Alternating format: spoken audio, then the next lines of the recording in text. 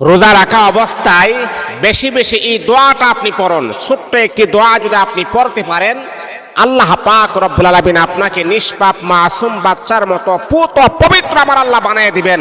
আপনার জিন্দেগির সমস্ত গুনাহগুলোরে আমার আল্লাহ ক্ষমা করে দিবেন। আল্লাহ আপনাকে পবিত্র বানিয়ে দিবেন।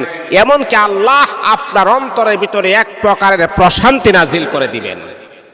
রোজা রাখা অবস্থায় এই দোয়াটা আপনারা বেশি বেশি পড়বেন। দোয়াটি হচ্ছে আল্লাহুম্মা ইন্নাকা আফুউন তুহিব্বুল আফওয়া ফাআফু আন্নি। দেখেন তার অর্থটা কত চমৎকার, দেখেন অর্থটা কত সুন্দর। দেখেন, হে আল্লাহ, আপনি ক্ষমাকারীকে পছন্দ করেন। হে আল্লাহ, আপনি ক্ষমাকারীকে ভালোবাসেন। হে আল্লাহ, আপনি আমাকেও ক্ষমা করে দেন। আল্লাহুম্মা, ইয়া আল্লাহ, ইন্নাকা আফুউন তুহিব্বুল আফওয়া।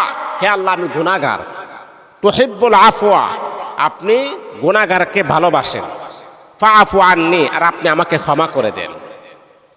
কারণ একটা মানুষ যখন গুনাহ করে, একটা মানুষ যখন অন্যায় করে, অপরাধ করে, ওই গুনাহগার ব্যক্তি যখন আল্লাহর কাছে যখন ফিরে আসে, আল্লাহ সেটা বেশি পছন্দ করে। কারণ আল্লাহ তাআলা কোরআনে জানায় দিয়েছেন, লা তাকুনাতু মির রাহমাতিল্লাহ।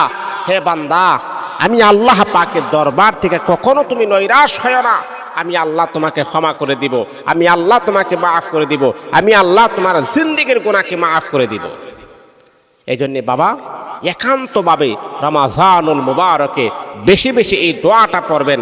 আল্লাহ দেখবেন আপনাকে পবিত্র বানায় দিবেন ইনশাআল্লাহ।